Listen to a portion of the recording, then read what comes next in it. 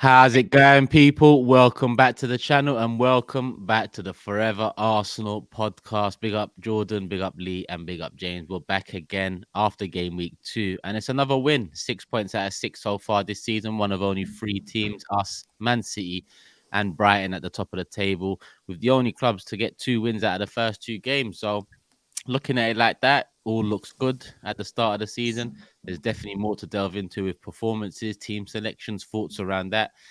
And that's what we're here to do, people. Make sure you hit the like button. Let's get up to 1,000 likes nice and early. Make sure you leave your comments. Comments of the day will be running as always, people. So make sure you're doing all of that. Subscribe, notification bell on. 1-0 away win against Palace. And Lee, I'm going to start with you because you was at the game. I haven't had a chance to really speak to you since. It's only been a few hours. Yeah. Yeah. And I did make it. I have made it, people, just in case you're wondering. I would say this First of is all, a difficult start time. yeah. I've got to say, the first thing is, is the shock that you was on time. Secondly, we're all tired because it's been a long day for us. Jordan, sprightly as anything, bed by up last night. He's tired. I've been here since 7, mate. I've been up since 7, showered, shaved, mate, everything. A lot. We've all just dragged ourselves on here because we've all had a late night. He saw the pen go in and thought, brilliant, off to bed. Yeah. Let me know what happens. He doesn't know when he actually got sent off. What's the score? What's the actual score? These notifications on, it didn't go off. Had a good 8 hours sleep, and here we are. But I'm ready to talk about the game. Well, I was just talking to John before, you two guys come on, but I feel different about this game than I did the home game. When you're away from home, it is more about getting the results, performances. You need a good, solid defensive performance. And I'm going to say, up to the sending off, and Crystal Palace, difficult opponent, tough place to go to. We was in total control of that game. They never had a shot, really. We was controlling the game. It was comfortable. I like the way we was defending. I'm going to say it now. I'm not really happy with the back four setup, but it was working. I have to say that. I'm going to give credit where credit's due. We were totally dominating the game. And then, guys, I'm sitting on the train on the way home last night. I said to Jordan this as well. I'm not enjoying football no more. I'm not really. It all come down to just a refereeing decision again. Actually, I got more and more annoyed when I actually see it on TV, later on, how is that a booking? And what made it even worse was that 2 minutes later, Havertz goes down the right-hand side, gets taken out, clean, stonewall booking, right? Doesn't book him, you know what I mean? And, I just look at it and just think, I've watched games before and I've seen players on yellow cards and the ref does everything to sort of keep them on the pitch, which I kind of like.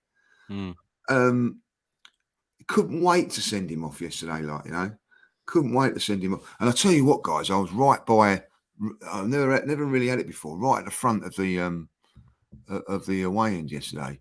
And when we got that penalty, I looked at the referee and I swear he said, "Oh no, I've got to give this penalty." I swear he said it. You know what I mean? "Oh no, get me out of it, VAR. Can you get me out of it?" When he said it's a penalty, I've got to give it. Oh, there it is. You can have that, Arsenal. I'll tell you what. Don't worry. I heard him say to, "Don't worry, I'll get one of them sent off later on or something like that." It was just something like that. It was just an awful decision. And I look at some of these decisions and I think, how can you be getting that so wrong?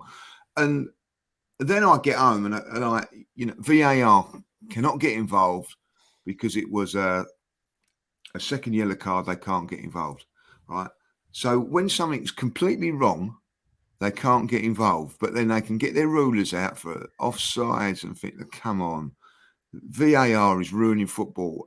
I'm going to say it now, because they looked at the penalty for about a minute, you know, I was there. You could see it was a penalty from first seconds. You know, I don't know what they're going on about. And anyway, but it ruined it for me. It was an awful decision. But from that minute on, we had to change the game completely. And I'm just so proud of the players. I thought we dug in, you know, because we did not deserve to drop points in that game. I felt that Arteta should have made the substitution with Nketiah coming on about 10 minutes before that. But as soon as he got that, we got a little bit more control of the game with the substitutions back into the game. And I felt we see it out very, very well. I loved Arteta's interview. I've got to say that. I loved the way, because he was sort of basically saying, I love it, because he knows what went on in that game. But I think the biggest thing for me was the substitutions. I think that the substitutes all come on. They're all going to be disappointed they didn't play for whatever reason. But they all come on and put in a performance that helps us win that game. And I'm going to say it now, you probably don't know if you see it on TV, but Jorginho, come on. And he just bossed the game with his mouth, just talking, telling people where to go, what to do. I thought it was a fascinating cameo from him, like, you know, of just like, you know, actually telling someone like Odegaard, push on a little bit further, do this, do that. And I thought he was fantastic when he came in. Probably didn't say it, showing his football, I don't know. I watched the game later on today, but I thought it was a brilliant away performance, 1-0 away from home.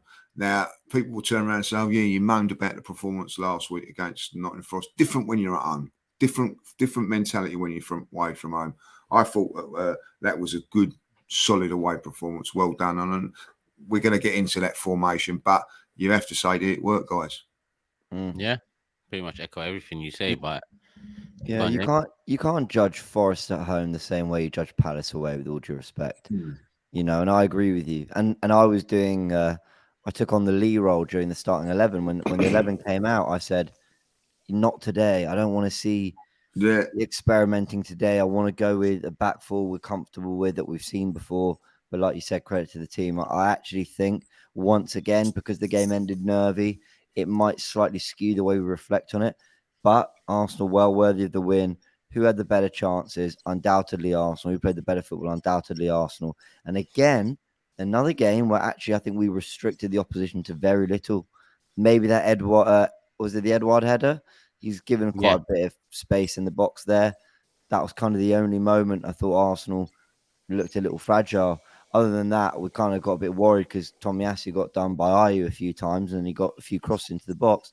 But Arsenal dealt with them all. Yeah. So, yeah, it was good. I was happy. Yeah, I mean, you're right. You can't judge them the same. You could have the same performance against Forest at the Emirates, and it could be one you got away with. But that same performance against Palace away from home can be a great one, and that's how I see it.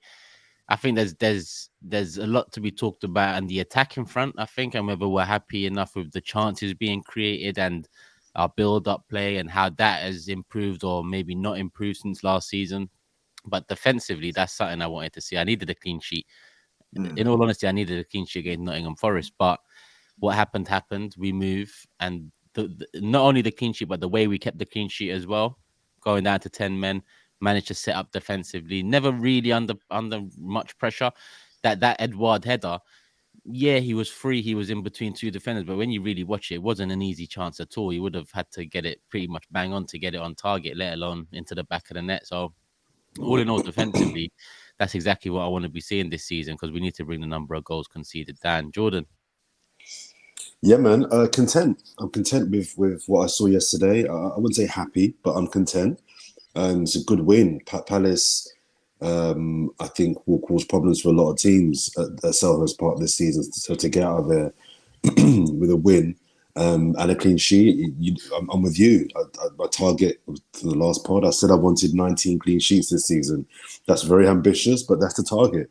If we're going to win leagues, you need clean sheets. So first of all, I'm glad that we kept a clean sheet, because I was really angry that we conceded against Nottingham Forest, and the type of goal against Forest as well. That goal, I just still can't believe that goal went in. But I'm genuinely happy, man. I think similarities to last week as well, in that, as James says, we dominated for an hour, and the last 20 minutes, all right, a couple of half chances. But even then, I never really felt like, it's coming. I was pretty confident that that we would see the game out. I thought Arteta deserves credit for the substitutions.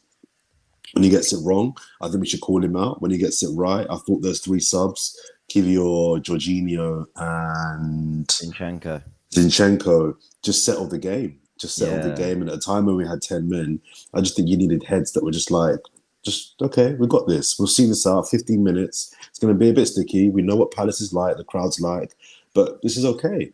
And that's why I think you bring in people like Jorginho and Zinchenko. For those moments, I think Jorginho's role in the squad is massively underplayed. And he's not expected. Sorry, John, but on that note, because when it was happening, I was looking at it like, why are you taking off Martinelli? That's our key threat over the top. If we need a bull over the top now, 10 men behind the ball, or 9-10 men behind the ball, he's the outlet. So I was shocked by that sub. And then Eddie comes off, and then he's the other, in my opinion, outlet that, if you need a ball over the top, someone to run the channels. I thought we're kind of setting ourselves to let, Palace have wave after wave. But what Zinchenko done, what Jorginho done, they came on and they didn't just help settle the shit. They helped get us the ball back. Mm-hmm. We finally had the ball again for the first time in 10 minutes when they came on and started kind of, picking up the pace again, being in control. And that's how we saw at the game more so than maybe a year or two ago when Rob Holding would come on, do that whole famous whatever he does with his fingers, 5 at the back, 4, whatever. And then, it's all hands on deck. It wasn't an all hands on deck substitute. No, it was more get control back. More controlled. And you can call it famous. And you, it's just odd. It always goes around on Twitter. It does invite pressure, doesn't it? And I felt that the substitutions give us more. We got control of the game because of it. I felt that was a good thing like that. And I want to bring up what James said about the team selection. I'm going to say this now too. All the Arsenal fans in the stadium weren't happy with that. They was all a little bit worried because they felt like it was going to be one where we needed to defend well and be very, very solid. I will say this though, when Ben White went back at right back and Nketiah come on, we looked so much more comfortable just getting the ball and defending. I thought Ben White played really, really well yesterday and showed his feet. I think Martinelli tired. I think that his work rate goes under the radar. He wasn't great yesterday, James. He never really got to grips with their fullbacks. I thought he was the furthest from his from their best. So I don't want to say he was the poorest on the pitch. No, from what I expect, I thought he was the furthest from. I agree. We actually said that it was probably his most quietest game. I think you have to give Palace credit for that. I think that every time Saka got the ball, he looked dangerous in the first half, considering he had 2 players up against him all the time, and the same with Martinelli. Martinelli couldn't get past the first man, let alone the second, but his work rate was there. And the same with Eddie. I think that there was a ball, I think just before he came off, it was put into the channel, and he just physically couldn't chase it down no more because the work rate he'd done was immense in that first whatever it was. So, and I think that you're right. I think that putting Havertz up there, people were saying like, why is he still on the pitch? Why aren't we going for the pacer? But what he done was he actually got the ball and won the ball a few times, held it up, and then we managed to get gain possession through that. So I think that Zinchenko coming on, his role shouldn't be underestimated. Well, I think it was only 10 minutes that he come on, but we got control of that last 10 minutes again. And for me, that was the biggest thing for me was that we got that. The good thing for me also, when you go away from home, sometimes some away fans come up to you, and a couple of Crystal Palace fans come up and said, whoa, what a good side you are. I said, really? Like, what he said, never in it. He said, like, we've always felt when we're at home, we're a decent team at home. Didn't really get a glove on it today. And he said, it's not because of want of trying. He said, like, that you got a very, very good team there, very, very impressed. And when away fans come up to you and make that effort to come up and tell you that shows you that you're not on the bad side, lad. And we'll come going, well, you was lucky you got this and got that. Yeah. That actually was quite complimentary about it and the way we went about it. And the encouraging thing, Lee, as well about that is, I don't think we were brilliant. I think I think performance-wise, a few people feel like, all that matters is getting the result. You know my thoughts on that. I don't agree with that. Performances matter, especially this part of the season. But I don't. I think we're getting praise for how we played last night. I think there's still 2 levels to go. So it on one side, it's a bit like, all right, I don't think we're particularly great, and I do think performances matter.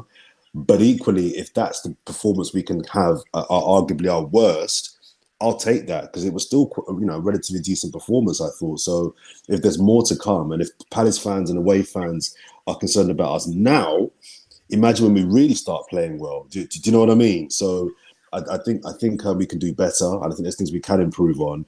But I agree with that fan. I don't ever feel like the Palace were ever really in that game. Just briefly on Eddie as well. Okay, Eddie Nketiah didn't score, but I think it's important that we acknowledge his performance and his input. And I know I've been one of those people that have said we don't want to do what we did with Lacazette. Great work rate, ran the channels really well, held the ball up, but didn't score a goal. Ultimately, he'll be judged on scoring goals, and I need 14 more goals from him to save myself from paying out £20 to Turkish. But I think his performance was really, really good. I thought he played really well. Although he missed that chance where he chipped it over the keeper, you got to score that. You just have to score that goal. I think he deserves credit for the penalty that he won. And strikers' jobs are to first and foremost score goals. But their second job for me is create goal-scoring opportunities. And with the penalty that he won, he did that. He made that penalty. Okay, quick thinking from, I think it was Odegaard with the free kick itself. Martinelli, sorry. But he was on his toes. So he won that penalty. So I don't think he'll get an assist, but that technically is an assist. Do you know what I mean? So I think it's important that we acknowledge that he missed a bad chance. You've got to score that chance. But for me, he balanced it out by winning us a chance that created the winning goal. And also when he hit the post, that was really good play. The way he spun the defender, strength. All right, I think it's a bit harsh that he has to score that. But I thought that was a really good goal that was fashioned by himself. So I just think it's important that there'll be a time when he needs to score those chances. But at the moment, my leeway for him is a little bit long. I've got a little bit of leeway towards Eddie Nketiah. I thought he was good yesterday. Yeah, and I feel like on this podcast, I'm not saying we've done this before, but I think sometimes when there's praising of Eddie, maybe there's this kind of condescending, like, I don't know, you did well for what we expect kind of thing. I don't know. Sometimes it feels like there's that undertone. But what I loved about his performance, that we spoke about on the watch along, Martinelli was really, for whatever reason, not fancying it against Joel Ward. I don't know what it was. He wouldn't go around the outside, kept coming in. And whether it was instruction or he just wasn't having his best game or he didn't find the space, I really liked that around maybe 25, 30 minutes in. Nketiah had this kind of it's the kind of thing you see Jesus do. He had this, I will give it to me then moment, where he got the ball and he tried to spin around a couple of defenders. He goes down a little easy on a challenge in a penalty area, but he actually drove us into the box. That was nice. He then creates a chance for himself doing that. And then later in the game, he wins a penalty.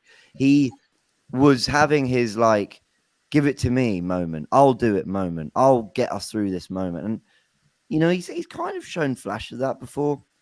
But I thought he was really good against Palace. He should have scored. That's the problem, James. That's the problem.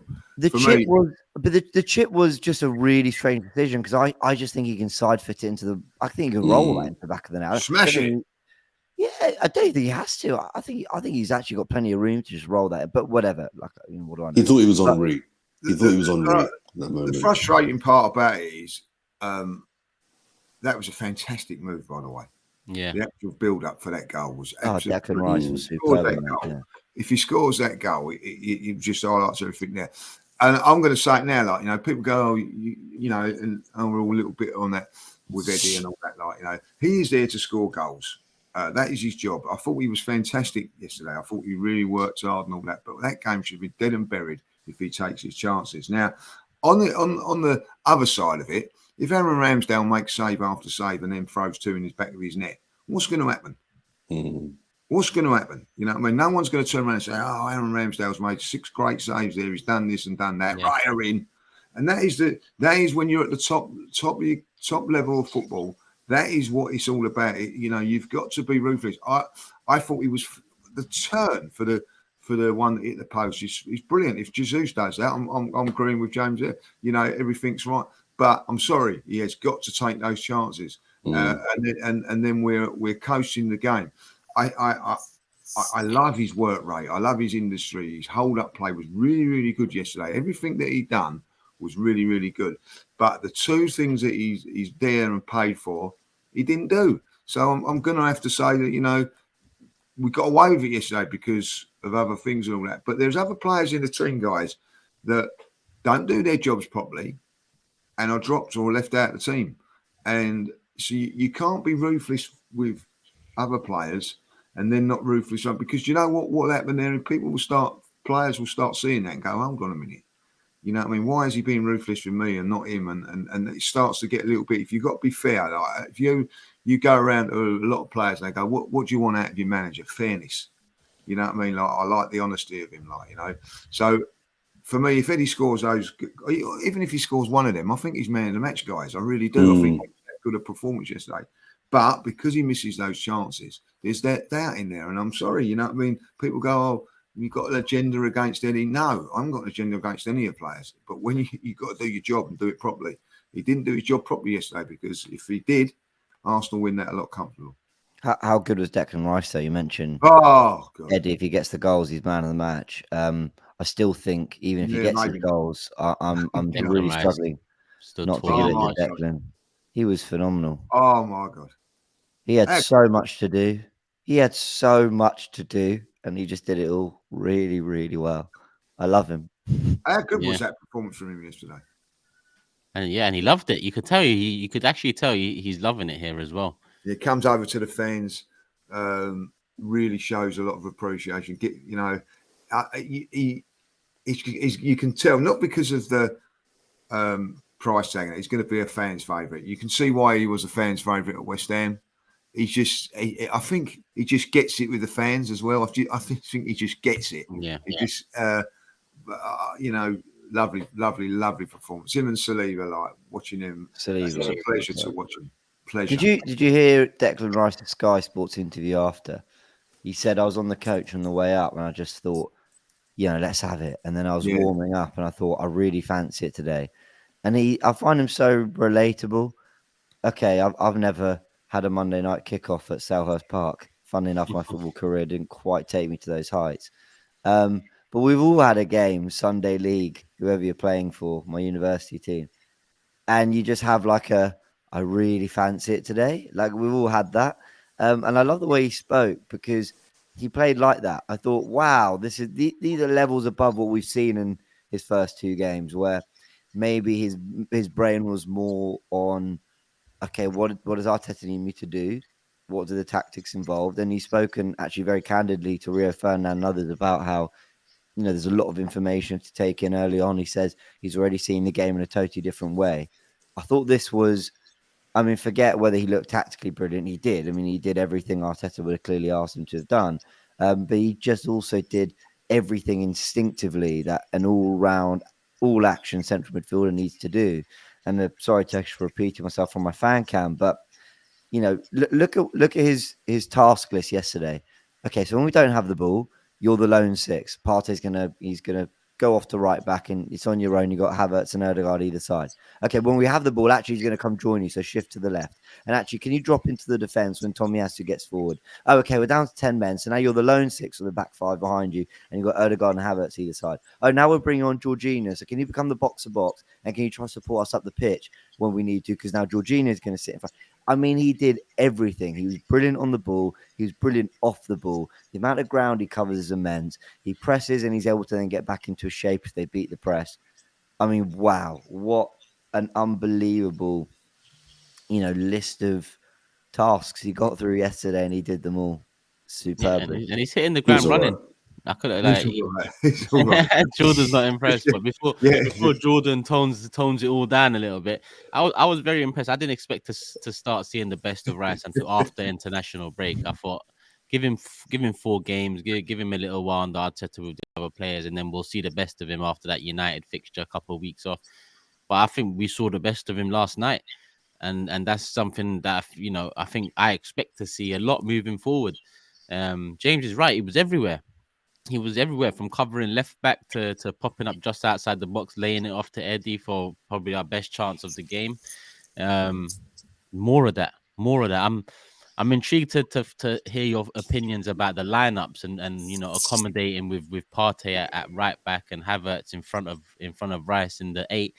But if we're just judging Rice alone, I mean, perfect performance. Obviously, it could have been capped off with that assist. That would have been nice too. And you could see when Eddie missed a chance how much it actually meant to Rice. He probably wanted that one to nestle into the back, and they go way back too. But Jordan, go on. Time to tone it down, I guess. No. I'm slightly joking. No, Rice was very good. I think it's a fair appraisal from James there. I thought, I don't know about on the ball, but I thought off the ball he was brilliant. I think off the ball he was everywhere. He was plugging holes. He was supporting his energy, his physicality, his presence. He was the general. He was the general in that midfield, and he did boss it. I'm still not having on the ball. I think his on the ball capabilities are still a little bit overrated. I think there's a ceiling that he can definitely reach. I'm happy to see him reach that in the next couple of years. Technically on the ball, I think he's okay. I think where he's brilliant is off the ball, and I think yesterday we saw a real 6. I personally would have him sitting as the 6. I know that I think Arteta's got plans for him to kind of advance more into a box-to-box or slightly more of a ball-playing player. And I think that because he was at West Ham, he had to be all-action man. I would personally have Partey as the more advanced midfielder and have him as the sitting 6. Definitely in his first season. I think that's what he does best. Shielding the defence, sniffing out danger, energetic and able to cover particular holes and spaces. I'm not convinced on his on the ball abilities yet, but look, to be honest, they probably actually suit a double pivot together. If we're looking at the attributes of Partey I would be against that. I think they both suit that, but we're going with the lone 6, and there's arguments to be made for both, and why. I think with Partey, you get someone that you want on the ball a lot more than maybe a Declan Rice in the middle. But a Declan Rice, you get someone who wins it back and gives it to the right players in the quickest possible way. So there's pros to both. I know Jordan's used to watching, midfield maestros like Edison. So, you can't hold everyone to those standards. I thought we can't all ping 60-yarders on your diet, you know what I mean? But it's fine. I thought some of that outside of the boot pass to Saka, the switches to Martinelli, he had a few moments where under pressure, he just drove into space to beat the press. I thought he showed a lot on the ball, but off the ball, he was didn't show that on the highlights, James. You know what I mean? Well, I'll try and find a comp. Twitter will do its thing. It's funny you say they suit a double pivot, Turkish. I totally agree, and I think Arteta agrees with you because, ultimately when Partey inverts, that's exactly what you get. So I think he is trying to figure that out. You said, worth talking about the 11. And, going back to something Lee said earlier, weirdly, an 11 that has Partey at right back, that has White and Saliba as centre backs, which we haven't seen before we never saw it last season. That has Havertz in the midfield 3 alongside Odegaard, and you're thinking, well, only 1-6 in there. I think defensively we've looked. Is really good going too far? Maybe it's going too far, but I think we've looked pretty comfortable. A lot better than pre-season. I thought pre-season we looked shambolic defensively. I think these opening 2 games, I think Forest and Palace have to work really hard to get a shot on goal and to work Ramsdale, to really kind of generate anything half decent against us. I think it's hard to say that because of the level of opposition so far, and that's nothing against City away Monday night because that fixture is a difficult one. But if you really look at their attack, how it flows, and Olise not being there, similar to Forest, to our knee didn't start the game. Yeah. I'm looking at that United one. I'm expecting to get Fulham with relative ease, another clean sheet ideally. It's the Man United one where they caught us out last season after winning our first 5 in 5 because of the way they play. Have we learned our mistakes there? Because I think defensively in general last season, we was quite strong. We just let ourselves down in moments, and then the end of the season where a lot of goals were conceded. So I want to see in that Man United game, have you learned not to take your eye off the ball? Because all they want to do is win the ball back, 2 passes, be in our box. That's where I want to see our defensive improvements and how Rice cuts that out. That's why the Timber injury is so disappointing because That's one for the back line that we're No, missing. that's a very fair point about I'll be shocked the if level they of play that. opposition. Shocked if they play that against Man United. Shocked, disappointed. I think that it worked. I've got to say that, you know, he's looking at the opposition at this moment in time and thinking, right, well, they haven't really got quick wide players or whatever, and thinks that maybe, like, you know, we can play this dominance role and play it. I also do think, I'm still going to say it now, you know, I'm going to bring it up, that I think that he plays this because it means that Havertz gets into the team. He can shoehorn in the team by playing this system. And does Havertz do enough to justify that selection at this moment in time? I think he done okay yesterday. I'm not saying he didn't, but I think if you're going to change players around and put Partey at right back to get him in somewhat certain player into the team, I think he's got to excel beyond what he's doing, if I'll be honest. But I felt you know, he done okay now. I think that, listen, I think that he played the same system. I think I'd be shocked if he brings back the normal back four for the game against Fulham, because I think it'd be very, very similar. But then I think against Man United, it will be like the normal back four, because I think that they've got players in the wide areas that we've got to be careful about. But in saying that, you know, Gabriel needs probably some minutes somewhere along the line. But, you know, he's come on in the last two games and contributed. So I just think that this system suits some teams, and I think that's what he's going to do. But I do believe that there is a little bit of me thinking, and I don't know if I'm right or I'm wrong, you know, only Mikel probably can answer this, is I'll play this system because it does mean I can get Havertz into this team. But it's funny how... So why would he want Havertz? Because he wants his most technical players in there, because he's £65 million signing, because he sees potential. Okay. But then I kind of think, if you revert back to what we did more last season, which maybe he's not playing because of Zinchenko. There was a really good super chat that came in during the watch along, I think it was, or before, saying, you know, he wants a midfielder at the back because that's how you can revert to the back three and the invert and all that, you know. So then maybe now Zinchenko's fit again. Yeah, it changes. Now you can go back to what he did last season. I can't help but think Trossard has been criminally underused, even though we've praised Eddie. You know, I'm not sure Trossard does any less than Havertz in that role anyway. If that's where you want to play him, you know, maybe you could do that. If you're going to turn one forward into an 8, we've seen him try that with Trossard. You know, why not do that with him? So, but then Havertz offers things like, you know, he wins headers and stuff when you do want to go along. So, I kind of get it. I think for Fulham, especially in preparation for the Man United game, I really do want to see him bring Zinchenko back, especially now we've got the Tomiyasu red card, which we need to mention quickly. You know, I think he can get Zinchenko back in that team. And I want to see Trossard as a false 9 to see if we can get the best out of Martinelli and Saka, because those two haven't had their... I mean, it's funny because Martinelli, electric against Forest, very quiet against Palace. And then Saka was kind of fine in both. He just got a great goal. So they're not kind of fully at it, or at least we're not getting them into really dangerous areas. I think Trossard is a key to making that happen. So yeah, let's see what he does. But the one thing I think is very important there is that one of the big things for me last season, one of the successes with Ben White and Saka, that we ain't got that now. We're losing that a little bit, like, you know, maybe like that's not, you know, Saka sometimes used Ben White as a decoy for that. Like, he hasn't got that at the moment. That's fair. Well, they both don't have what they was used to. Ben White's not there for Saka. Then the Zinchenko and Xhaka on that left-hand side is not what Martinelli's come used to over the last 12 months. So they both had a major change in terms of setup behind them, not only personnel, but the way they set up behind them as well. So that's something that they need to probably get their head around. Jordan. Sorry, just before we get to the Tomiyasu red card, do we know why Odegaard took the penalty? Well, Arteta said missed 2 in a row, so I'm not that surprised. But go on, James. What did he say?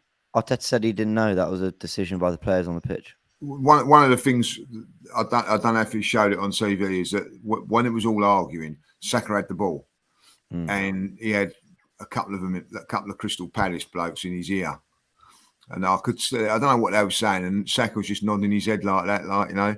And then soon as they took him away, he just gave the ball to Odegaard and just walked away. So I don't know if that's got anything to do with it, because they're getting on to the to him that it was a planned thing or whatever. Like, but I actually said, you know, because there's a lot of people celebrating. I'm nothing against Saka. I said this ain't guaranteed that Saka scores this.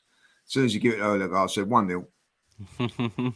But you know, like Lee, you play football, let alone played football. James, I know you've played. Jordan, I'm sure you've played. When you're in a team and your mate misses 2 penalties, I'm sorry, but you're putting your name in the hat. You're saying, listen, bro, you missed 2 in a row. This is my one. It's my turn. So I don't even think it's something to be overthought. I think it's just something that in football, if you miss 2 penalties in a row, someone's going to put their hat in for the next one. Who would you say takes next one? Go back to Saka. Oh, he sticks with it now. I think that's fair. I think that's what I'm used to from early 90s and 2000s football. You miss a couple, you're off. I think the good thing is, you know, guys, and we showed them with the penalty shootouts that we're good at it. I think that the goalkeepers now, I don't know if you heard Aaron talking about the penalties, like, you know, that they study them and they have like this, he's gone 3 times on his left-hand side, blah, blah, blah. All of a sudden, as the goalkeeper, you're thinking, right, a penalty like Saka's taking it. All of a sudden, oh no, Odegaard's taking it. Like, it's a great point, Lee. It's a great point. If you've got 2 good takers, I'm not actually against them deciding pre-match, all right, today you're taking the pen. Next game, you know what? Today you're taking the pen. As long as it's agreed before the game. Yeah. But I don't mind alternating. If you've got 2 good takers, like, you know, maybe goalkeepers. How can I say that without being horrible? Like, footballers ain't the most intelligent people in the world, like, you know what I mean? Like, I've got to say that was nicely put. Yeah, so they're really. No, they ain't. And so, like, it could just you got away with your words, Lee. You know that. No, well, I look at it yesterday, right? And you know, if you kick the ball away, you get a booking, like, yeah. And Havertz just kicks the ball away, like, so, you know, why have you just done that, like, you know what I mean? Like, can you explain yourself there, like, you know what I mean? You know, and I think, like, with goalkeepers, like, you know, right, he goes left, he goes right. Oh, hold on a minute, right at that last second, it's somebody else taking it. I don't know. Yeah. You know, and not all footballers are thick. I think it's great. I think it's great that they, you know, they should. Havertz is a very good penalty taker as well. Yeah, I think we've got a few good penalty takers. Jorginho. Yeah. Just have a handful of them who all know how to bury it in the back of that. I think that probably eases the pressure a little bit. Like, in a weird way, Saka's probably thinking, like, when the minute that pen's given, like, his brain might be going, right, here's my moment. But there's probably something quite good about, like, I don't know, you know, today it's him and today, okay, you know, I don't know. You get one penny taker. You lot are all being. I say, being really honest, boys. If you was to say, right, put your mortgage on one of those players, I don't think Saka would be your first choice. Odegaard was my first choice. I was sat on the watch along, and Saka had the ball, and I said Odegaard would be my taker, but okay, you know, let's see. Suddenly Odegaard got the ball, and I suddenly felt a lot of pressure. As soon as you got that, I think you're being a little bit harsh. I think Saka's record overall, it's not bad. It's not bad. You always remember your last penalty, didn't you? I suppose. He scored the Community Shield one. I think you're trying to be nice as well, Jordan. You're trying to be nice as well. You don't miss 2 penalties. Yeah, but he scored in the Community Shield. Your penalty record is good. I'm sorry, you are trying to be too nice. You miss 2 penalties. You're off penalties. I think where you've got a point, Turkish, is if you miss 2 consecutive penalties, then at the bare minimum it should be a discussion. I think that's fair. I think if you miss 2 in a row, I think it's fair for someone else to say. Your one was a friendly though, Turkish. You're being very harsh. But there's that, but that's true. But I still think that it should be a discussion. I agree. Maybe he keeps it, but it should be a discussion. But look at Saka's record from pens overall. The one for England at the Euros. The 2 he's missed of late, and the West Ham one. That's 4 misses I can think of out of maybe. Well, the West Ham one is one of the 2. That's 4. Yeah, but that record is appalling, Jordan. Well, no, that's we're talking about professional footballers here. Sorry, it's 3 then. Sorry, it's a West Ham penalty miss. The miss in pre-season, and against Italy in the Euro final. 3 out of probably 11. He scored pens. Let's also give him credit. He scored pens under pressure at the Bridge. So Chelsea, Man United, he scored home and yeah, away. pressure, yeah. Wait, who was the Man United? Chelsea. When did he score the Man United pen? He did score one, I'm sure. That was at home, did. yeah. In the Champions League running. Liverpool, he scored when we beat them 3-2. Stamford Bridge to make it 1-1. So he scored against all four of those from the spot. Yeah. Tottenham. Also, like, I think Turkey's been a little bit harsh. I'm actually thinking that maybe you should get your point back, James. The chickens come bloody home. ruthless he is. He's bloody ruthless. I've You know never what I mean? heard in my life, someone miss 3 penalties out of 12 and then get praised because they're a good penalty taker. 3 penalties out of 12 is not a good penalty conversion rate. He's turned his camera off now. So what James is saying is right. The penalty Saka scored, against Chelsea, against United, he's picked it up in pressure moments and buried it in the back of the net. But let's be honest here. 3 penalties missed in the last 2 years is not a great record. We're talking like we've got an abundance of penalty takers that are known to put it in the back of the net. No, Jorginho is our best penalty taker, but he's not a starter. In terms of on the pitch, Saka was until missing 2, then Odegaard, and takes it on. Who missed more? Jorginho. I think overall he's missed more than Saka. Jorginho's been playing for over a decade, though, Jordan. We're talking about Saka, who in the last 2 years has missed 3 penalties. And this is not me getting on. I'm not making this about, listen, people are going to be moaning in the comments. So, Nate, no, I don't want to make it about that. But I can't hear people giving praise when in reality we're forcing it here. The guy's missed 3 penalties in 2 years, 2 in the last 2. I just think some big pressure penalties that he scored should surely balance that out. He scored some pressure penalties for us against, as James said, some big teams away from home as well. So I take your point. He's also missed big pressure penalties. Wasn't West Ham at 2-1 big pressure? Wasn't the Euro final big pressure? But I'm not worried about the Euro final. Can we get that one out of the way? I don't care about that. It's quite a big one. Yeah, who gives a shit? Really? I think it was the first of his career, and he was 8. It was on a penalty shootout as well, wasn't it? Like, you know what I mean? Like, you can't go on the different penalty shootout. He just scored his last one. I'm pretty sure he scored in the Community Shield. Yeah, he did. But you can't go on penalty shootouts. You can. Nah. It's a penalty. Well, not England. I don't care about it. He's missed 1 for Arsenal. That's the end of it. Like, yeah. I just think Odegaard is the best technician, and he's just the best with the dead ball for me. I'm surprised he doesn't take more corners. For some reason, Saka and Martinelli are taking them. Martinelli missed a penalty last year. Yeah, he did. Sporting. With Odegaard, that's a penalty shootout as well. Yeah, don't count. So Odegaard scored his pen against Sporting, did he? Yeah. Probably Saka did as well, but we're not mentioning that one, are we? I don't know. No, he did. He did score his pen. Yeah. Anyway, you two are a disgrace, Jordan and me, because one penalty he's missed and one. You two are from a generation where if you don't bag your penalties anytime you get them, then you're off penalties. Now you're pre-season don't count. You're coming to do PR. First of all, I'm offended when you say that we're from a generation. Don't try and club me and Lee into the same generation. Well, you're a couple more generations ahead of Lee, yeah. But we call it the Great Gatsby generation. Let's not get into the mathematics. I was about when football was proper. You don't remember that. Back in the 30s, right? I'm not that old. One penalty taker. If you missed, you're out. You're off penalties. If it's not top bins, you're going down the road if you miss this penalty. You know what I mean? Anyway, can we talk about Tomiyasu and the red card?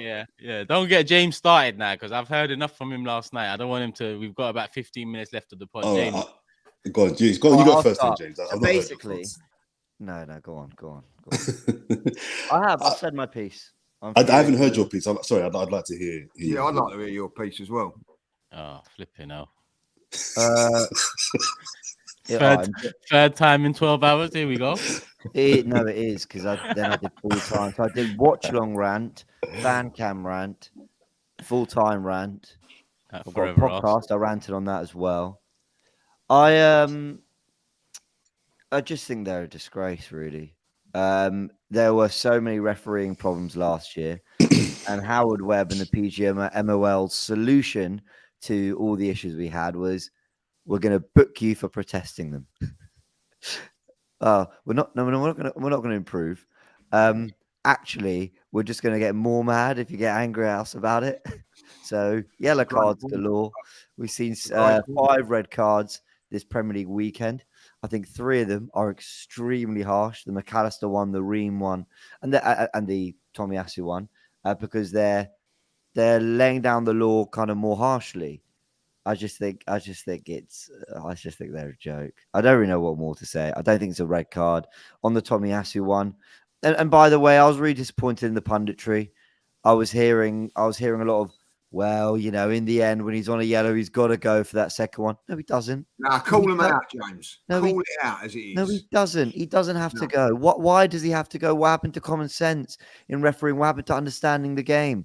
Let's have it really. Let's just go through it, okay? Arsenal pick up a yellow card for time wasting. Okay, there's other ways to punish that. For example, you add on extra time.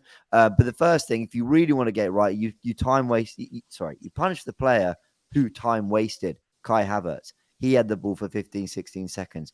Tomiyasu, apparently, I actually saw someone talk about, apparently he jogs to the ball, and you see him like, where do I go? He's hesitating, because let's not forget, right, he's under pressure from his manager to get the throw in right. You can't give the ball away. You're trying to help your team out in a situation in which, you Selhurst Park away from home. He takes 8 seconds before he takes that throw in, Tomiyasu. He gets booked. The second one, there's no foul. And if there is, it's incredibly soft, and you give the free kick and you move on. He's pulled out the yellow card. I can't believe I was hearing things like, well, and in the end, he's got to go for that because he's on a yellow. And he didn't deserve the first. He didn't deserve the second. And I'm really, really disappointed that it's just not talked about more. It's the fans who are driving this. And I don't know why. I don't know why it's not. I think last year it got so bad, the officiating, that I think it had to be spoken about, Howard Webb on Monday Night Football and all that. But I'm really sick of hearing their side of it. You've got VAR, you're not implementing it right. It won't get involved in yellow cards, but the minute it results to a red card, we don't get involved in the big ones. Well, that's not a big one. I won't say much more than that. Kirsch is right. I've had my rants, but I just think they're shocking. Spot on. And I'll tell you another thing, I'm never ever going to watch Soccer Saturday again. Never ever am I going to watch that crap ever again. Right, and I'll tell you why. Well, what does Soccer Saturday do to you? No, I put it on, and that Mike Dean was on there, straight off. I don't want to hear an idiot. I've had 20 years of that, 20 years of him getting things wrong, and now I want to have another 20 years of him defending crap. I'm sorry, say it how it is. I'm sorry, I don't want to hear from these refs trying to stick up for the professionals and whatever. Say it how it is. I thought, I got home last night. I thought I put on. They've got to say something about this penalty. There was nothing mentioned about it. I don't know if it was mentioned in the whatever, but it wasn't mentioned yesterday. What a joke of a decision it was. 2 minutes after that, another a stonewall penalty, stonewall booking should have been given. It's not. I actually agree with. I know I talked about a little while ago, the kicking the ball away from Havertz. I agree with that. I think book him, fine. Book him, fine. I've got no problem with that. But you've got to have one rule for one. And you're right what you're saying. These refs are getting worse and worse. They're not improving. I watched Howard Webb saying, look at our new offices and all that. Well, fantastic. What about getting some new refs in that know what they're doing? I'll tell you what, when you're brand new office, if you put the light bulb on and it don't work, what do? You change it. You don't just keep putting it on and sitting in the dark when that's what they're doing. The refereeing, the standard of refereeing is demeaning to our league. It's demeaning to the league. And I want to stress that we're doing this from a position of having won. So we could easily brush this under the carpet and save this rant for when something goes wrong in a game we lost. We won. And I'm also defending our rivals, aka Liverpool, in this. Yeah, did anyone think McAllister deserved a red for that? No. So what is happening? Why VAR getting involved in that? What is happening to our game, everyone? Come on. The guy goes in for 50-50. All right, catch him a little bit late. On the edge of an attacking penalty area for Liverpool. And he pulls out the red card, and VAR feels no need to get involved. It just, I know Tim Ream. I saw the Fulham one. I think, and let's also have this right, because it's Fulham Brentford, and it was a 3:00 kickoff. They're not going to talk about it as much. It's not as important because it's Fulham. That's how it is. And I bet Fulham fans are furious because they've lost a West London derby 3-0. It was 1-0 at the time. Tim Reams merely leaned slightly into Visa, and maybe a little bit of it, so little. If you want to give the pen, I think that's harsh. But the guy gets sent off for it because of a second yellow, and you just think, oh my James, word. you could go on all games like the dunk handball. There's nothing to do with Arsenal. The dunk handball, disgrace. How is that a handball? Worst decision of the season so far. Unbelievable, like, you know what I mean? Been Of course, few. the Man United one, but you know, there's one every week, which can be rectified if they have people in there knowing what they're doing. You know what I mean? Like, yes, the Man United one is missed. Like, yeah, okay, you know, the goalkeeper one, like, but you've got cameras sitting at, you know, everybody sees it. That's a penalty, apart from VAR. You know, the McAllister one, everybody turns around. I was coming home and listening to it on the radio, and I think it was Chris Sutton turned around and said, I've just seen that, never a sending off. Right? So why are these commentators all saying, I've just seen this, it's never a sending off? And then VAR, they're seeing it, and they're continually like, no, it's all right. It's got to, you know, is it because, we don't want to upset our referee or whatever and all that? Like, actually, you know, the women's final, you know what I mean? Unlucky to the women and all that. Like, how long did they take for that penalty decision to be given? You see it first, you know, I'm sitting here. In the end, I'm looking at it thinking, well, maybe it ain't handball then, like, you know, and what is handball and what ain't these days? You know what I mean? You know, they change it so much that I can't. That's why I've lost energy for the fight with it all. Same. I just don't discuss it anymore. Like that. But when it goes into when it's us guy, like, you know, it was us today. You know what I mean? It was Liverpool on Saturday. You know what I mean? Like, It's been us since 49 undefeated. We can go back all the way back to them. Refs have never really been on Arsenal's side over, sometimes there's clubs that kind of get the wave of decisions because they're either big or they're challenging or they got the right manager in place. Arsenal have never been the team to get decisions. Let's see Rodri now go about 8 of them. Let's see him do about 8 of them against what tell me how they won't get nothing done. And that's some decisions in that game did go our way. So they don't penalise Partey for the block off when we get the pen. But I think that's the right decision. And I think they were trying very hard looking at that. Eze, Partey, again, I don't think it's a pen, but it's a soft. He could have given that, though. Huh? I said that yesterday. He could have given that. He maybe could have. I think again, if he gives that, it's a penalty. The VAR wouldn't get involved and go, it's not. Yeah, I agree. They wouldn't overturn it. So that's it's ridiculous. I'm not saying that we didn't get the rub of the green at times. That's not what I'm saying, everyone. No. I'm sure there are Palace fans going, well, hold on. But we didn't get... What I'm saying is the amount of high profile... They're humans. They can make mistakes, all right? There are going to be some that are 60-40, one way or the other, and you might disagree, and you might see this, but they might look at that. I'm talking about the really stonewall, cold, obvious ones, and the amount of high-profile ones already 2 weeks into the Premier League season that I just find staggering. Do you know what's really interesting? Really interesting that Liverpool have appealed against that red card, haven't they? But how can they actually get off of that? Because, like, I look at that and go, well, VAR have had all that look at it and they've agreed that it's a sending off. So, you know, if you now say, no, it's not, it's another kick in the old ghoulies to the referee and VAR system again. Yeah. It's another, no, you've got it wrong again. I just think that it's a mess. It is a mess. We're 2 weeks into the season. Kick them in the Goonies as much as they need to be kicked in there. I agree. But I'll be very what on the grounds of an appeal. Well, you know, VAR looked at it and said no. You know what I mean? Yeah. Do you know in cricket sometimes I've seen cricketers actually walking off, right? And it's come up on the screen. No, get yourself back. You know what? That's what should have happened in that game of football. Like, you know what I mean? With McAllister, he should have been down the tunnel, getting his boots off. Oi, no, you're back on. Like, you know what I mean? It's just such a ridiculous decision. You know what I mean? Like, and at the end of the day, what people don't realise is that game was ruined after that. You know, but 2-0, Bournemouth were in it, right? No, 2-1, Bournemouth were in it. I know then that Liverpool score with 10 men, but that game could have gone either way. It changes the way we watch a game of football, like, you know, not just because it was Arsenal yesterday. I'm seeing some real, you know what I mean, the dunk one, you know what I mean, like, again, nothing's really said about that, guys, because Brighton win that game. So nothing's really said. I'll be brief. We need to get to the predicted table in a second and show the results from the predictions from last week. But all right, calm down, mate. Calm down. To get a point, really. I think first of all, the Palace penalty appeal wasn't a penalty. I think it was the right decision. It was close, but I don't think it was a penalty. Yeah, I agree. I think on Tomiyasu, I think the first yellow card actually is correct. The second one is not. I think the second one's not even a foul. It's not even a foul, let alone a yellow card.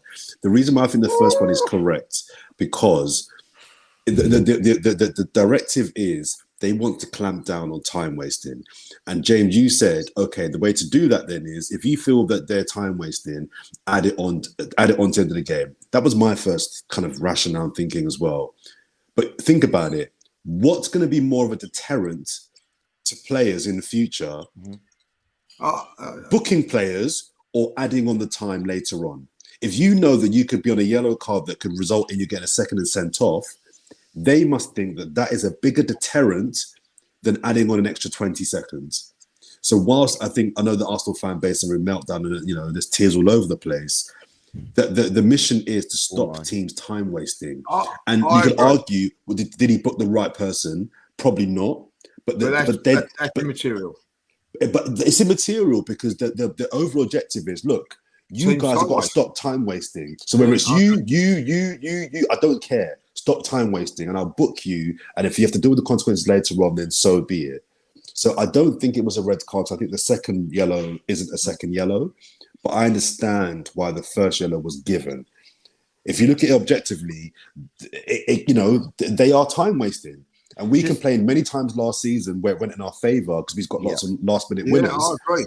We got the last-minute winners against Bournemouth, against Villa because of Villa time wasting. So it went in our favour last year. So this year, we can't now complain and say when we time waste, it's an outrage. So referees are getting things wrong. It's a disgrace. I'm with Turkish. I don't really chat about referee decisions anymore because I don't know what the rules are anymore. So it doesn't annoy me anymore. I'm more, and I've refrained from saying this so far because it's not me making excuses or trying to divert the blame because I agree with everything said. So James is right, Lee's right. I just don't have the energy for it. But the reality is there's a few moments I've seen where we can be in better control of these things as well. Community Shield, first 5 minutes, Partey kicks away the ball. He gets a yellow card towards the end of the game. Foden spins him in midfield. He can't bring him down because he's got that silly yellow. Man City go 1-0 up. Then you got this instance as well, for example, where we go 1-0 up. We want to take a bit of the fire, I guess, out of the game. And we start wasting time. I don't think it's the right time to start wasting time. And I think that's something they've got to look at as well. Even at the end with Havertz kicking away the ball, you don't need to do it. Yeah. Don't do it. Because when you pick up your fifth yellow, it might be Man City next, or it might be Chelsea 100%. After that, or Man United. So we need to be in better control and know that these men don't know what the hell they're doing over at PGMOL, referee league office, whatever. Let's just be in control of what we can and don't be silly about something.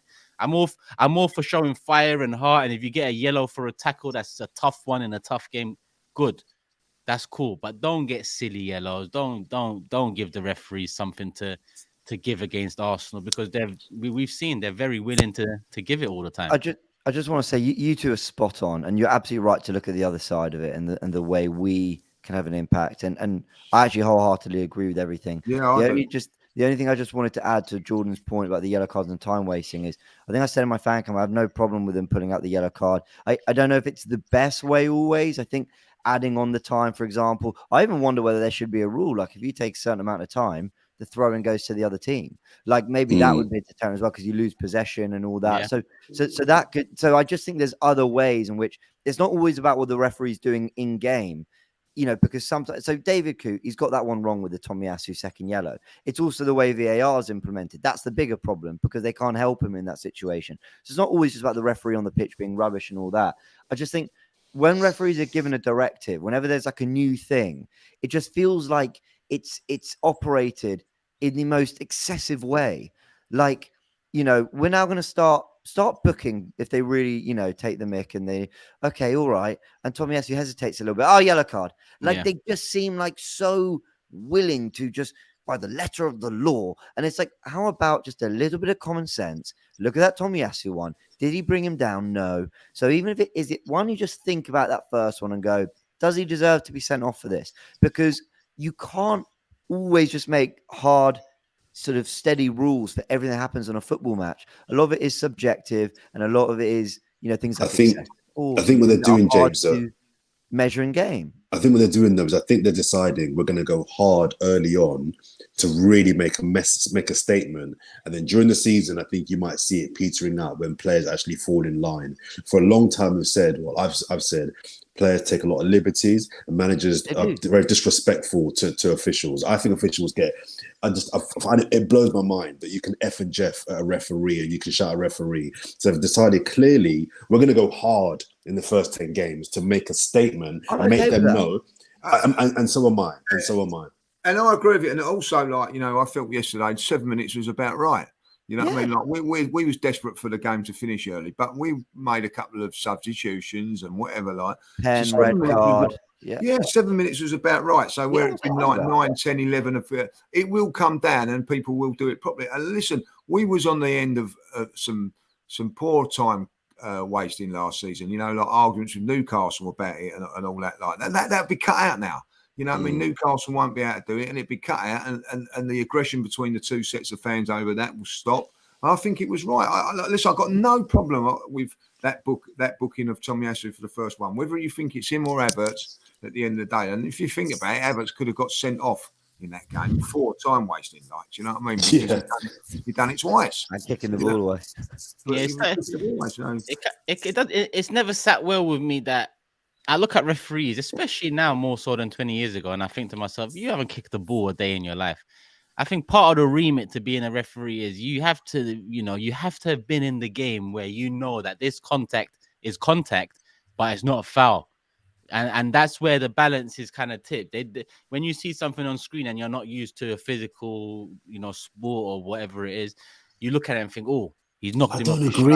I don't agree, Turkish, because that kind of then falls into the realms of the whole discussion around if you've not played the game, you can't talk about the game, or if you've not played the game at a high level, you can't be a manager.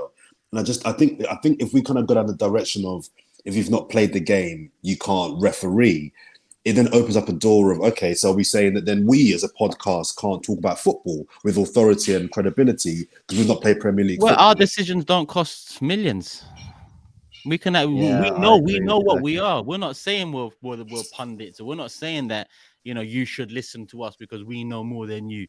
We are football fans that are privileged enough that people want to listen to us. You know one thing which is a big thing in this, right? If you want to be a professional referee, right, and be where these guys are, they can't play football, because what happens is when you're at an age, you have to be refereeing. You have to make a choice if you either play or don't, because like say you get to 15, 16 and you think, do you know what, I'm not very good at football no more, I'm going to try and be a referee. You're too far down the track. You've got to start very, very early. And that's where I think there's a little bit of a problem. So these guys are not even playing any sort of football because they're being influenced that to if you want a career and be at the very, very top, well, let's face it, it's probably a very, very good career as well, then you've got to start refereeing at a very, very young age. So I think that has something to do with it, like, Yeah, something definitely they need to look at for sure, because it's been a long-running problem. Also, I've got to say this, you know what I mean? And I was talking to, Jordan before this game, by the way, before this red card, was a Stonewall 2-0 game. Stonewall. There we go. I was guaranteed 3 points. As soon as that ref got involved, you know what I mean? I knew that my two. Well, on the subject, let's bring it up now before Mr. Top Right decides to pipe up again. Here is the league table, people. And as you can see, Jordan got the correct score, 1-0, Crystal Palace away. So he got 3 points on the board. So let me get the audio listeners out first. If you're listening, give me my star now. On Apple, on all of our podcast platforms, I'm still in the lead on 5 points. Jordan's now in second on 4 points. James and Lee are in third and fourth, both on 2 points. Nothing to separate them. So, Jordan, what'd you say? Give you the star already, 2 games in. Just give me the star, man. You know it's coming. You know it's coming. I know you can feel my breath on the back of your neck, Turkish. I know you can feel it. I'm coming. I actually agree with Lee. That is one of the worst thoughts I've ever had put across. Let me try and erase that now. Jordan behind me, breathing on my neck. Surely I can speak to HR about this because I'm not too comfortable about that. I actually thought it was heading towards the 2-0. I thought Arsenal looked very comfortable. And then when that second would have gone in, I was, about to become Eze's biggest fan. Just hoping he'd show a moment of magic. Ramsdale, if he wouldn't mind just letting one slip through. Who needs clean sheets? It's all about the 3 points. Forever Arsenal table. But there you go. I'm glad Arsenal got the clean sheet. Look, I predicted a 2-1, but I want a 1-0 over a 2-1 any day. I really do. I like that away from home. And Arsenal were good again. I think like that Forest game, because of the anxious end, because of the new 11 and the new system, and Arsenal not looking their fluid best, I think there's always that element of concern when looking at the performance. But once again, I think Arsenal were good. They were fine. And 2 wins, and we're not near our best. We'll take it. It can bode well. But Let's it can go. also be a cause for concern. We will find out. Fulham next, 3 p.m. Saturday kickoff. I'm so happy the Saturday kickoffs are back again. It does feel like it's only early in the season, but with Champions League football back as well, it's something we can actually get used to now as well moving forward. So don't forget as well, Champions League draw 31st of August live on this channel. I think it's around 5 p.m. So we'll definitely be live. Make sure you're there. Make sure you're subscribed. Hit the like button. Have we hit 1,000 yet? We've passed an hour, so we should have hit 1,000 likes. Make sure that happens, people. And let's do predictions for Fulham. Saturday, 3 p.m. I'm up first. I'm going for another clean sheet. They've just got smoked by Brentford away. They've lost Mitrovic. I'm going 3-0 as well. I'm going 3-0. I think this is the one where we spread our wings a little. I'm tempted to go 4, but I'm going to go 3. Lee said, I'm expecting him to go with 4. So go on, Jordan. I'm going 2-0. 2-0. Lee? 2-0, yeah. I'm not next, so it's James next. Oh, yeah. The star should make me go next. Say that one more time, Lee. You stick your star. Let me jump in there. Yeah. Hold your horses, mate. Sorry, you went 3-0 Turkish, and Jordan, you went with 2-0. 2-0.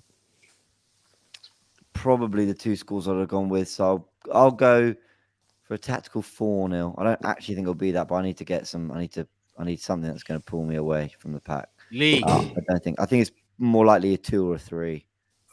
Word of advice from the two-time league winner. I'll go with 5 if I was you. Should I go 5? That's an assist. Don't complain after and say I don't help you. Don't Lee, you're falling for it. There's so many other sensible scores. You go for Mind games are a 3-1. I would go 4, but I'm going to go 3.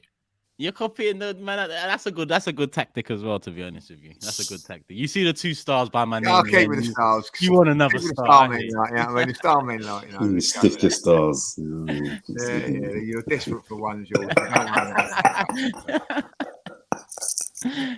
I'll replace Jordan on this show before he gets a star. Mark my words. You're right. You there, mate? You free? 8 a.m. Monday. Yeah, good. All right, people. Just to round up, me and Lee have gone with 3-0. Me and Lee have gone with 3-0. Jordan's gone with 2-0, and James has gone with 4-0. All clean sheets, all wins, all healthy wins. Let us know your predictions in the comments section below. Thoughts, what should the lineup look like? Partey still at right back. Zinchenko slot straight in for Tomiyasu. Happy with it so far? Let us know. Fulham, Saturday, 3 p.m. And let's get into comments of the day.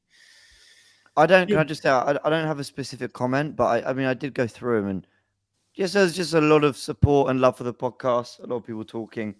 Look, not everything on AFTV has to be for everyone. A lot of people just follow the podcast because they love the podcast, and I just appreciate all the support. So thank you to everyone. And I just thought that'd be a nice message as a cop out for not finding a comment. So, yeah. No, mine's on the same. Yeah, they weren't great this week. Well, I like this one. I've been loving the content since James and Turkish joined the channel. Big up Lee and Jordan. Always love to see Forever Arsenal pop up on my feed. I think Yeah, I had that one there ready to go. Same one. Yeah, it's very sweet of him. I mean, Turkish joined like 4 years before me, so he He means He's me, been but that's very kind. Well, officially joined. I actually officially joined after you, mate. So that's actually true. Yeah, so I think that's I'm a the good point. I senior. think that people should appreciate that the people that have joined the channel and what work they've done to make the channel so much more. I think better. If I'll be honest, so much more content. It's for everyone now. There's a lot more positivity with the channel, and I still feel it gets a little bit of unfair stick now, and you guys coming in have been fantastic for it. And I'm going to say it now, like this podcast is doing great things as well. You know, I get very, very humble about it when people come up to me and say that, you know, I'm watching it. You know, I'm listening to the podcast on the way to football or at work, or you know, so. Yeah, so and it's nice when people comment about it as well. So that's why I put that comment in. I've got a comment. I mean, it's the best of a bad bunch, if I'm being honest, but it's from Vipen7259. They might say the same about you. They probably do. They probably do. He when he gets slagged off, lad. Guys and girls. They probably do. I mean, up your game, guys. But I've got one here. I had been a subscriber on AFTV since its inception, but I lost interest and or moved away from it because of the downfall of Arsenal. Not that it's either anyone's thought, I think he means to put there. It was just hard to watch. However, I came back on board after Fourever Arsenal came to YouTube and I started listening to you guys. You guys are providing quality content and very entertaining, enjoying the banter, enjoying the debates and opinions. It's a tactically invincible show. Ha win. Really enjoying it, and thank you for putting this out there. Cheers from down under. So yeah, I just thought it was a nice message to someone that lost a lot of faith in the club and I guess general content, but has kind of come back to it and is enjoying this particular show. So big up yourself. Lovely comment. That's really nice. Like I said, I had the one from Riley that Lee read out. There's another one here saying it's Kevin, great show. Give James the point back. For me, from the last show, as I did not vote, my wife's favorite is Turkish. For me, it's James. I like that one. Yeah, big cool up shit. your wife. Cool Big up your wife. I don't like that comment. Yeah, I hate it. One of the worst. The mine was bad. And I just want to say, because listen, people tried to divide the team up last week. People tried to send in lies on this show. They tried to cause friction between me and my legal team. And we've got a comment here on last show from Sharoy's Voice. Big up Sharoy's Voice. Make sure you subscribe. He says, for the avoidance of any doubt, I made no mention of docking Turkish any points. And as far as I know, he remains my client. I have screenshots between Lee and I if required. Many thanks. Many thanks. Many thanks. You're still my lawyer, Sharon. I tell you, I wouldn't trust him as far as a disgrace. So he didn't take time. He didn't take time to fight for the point that he was telling me I undoubtedly deserve. That's good of him. I pay the big bucks. Started the conversation. That's funny. It was a phone call. I'll tell you what, that lawyer, he deserves shooting. I tell you, you know what I mean? Sol Goodman. If you know, you know. Sharoy. And we move. That's all comments of the day. Jordan said it was the best of a bad bunch of people. Yeah, I'll just say that. I'll just run before that. This is sure, and I will screenshot this and send it to you all. Like, I'm a lawyer, not a bloody magician. I can't even defend that now. I've got that written here, right? Like, Sharoy, right? There it is, Sharoy, right? Sharoy, he's still trying. Justice for James. Like, Justice for James. Come on. Little Dino. Roy Daniels, that's his name now. Sharoy Daniels. Not a magician, right? Unreal. Well, listen, a lot can change in a couple of weeks. He is now a lawyer and a magician, so yeah. That's why I've still got my points on the board, and that's why I'm still his client. So, Sharoy, big up. Follow Sharoy's Voice. His channel is launching real soon. Make sure you subscribe to James' channel as well. Always bringing out content similar to Lee Judge's TV. Just search them up in the YouTube search bar, and you'll find exactly where they are. My 1-2 Turkish LDN, the Big Six. We've all got individual channels, but we're all here as well. Subscribe, hit the like button. Let us know your thoughts, people. We'll be back after the Fulham game next week, early on in the week, Monday. I think the next show will be out. So look out for that. But if you're here, subscribe. You'll know exactly when that is. Love for the love, people. Hit the like button on the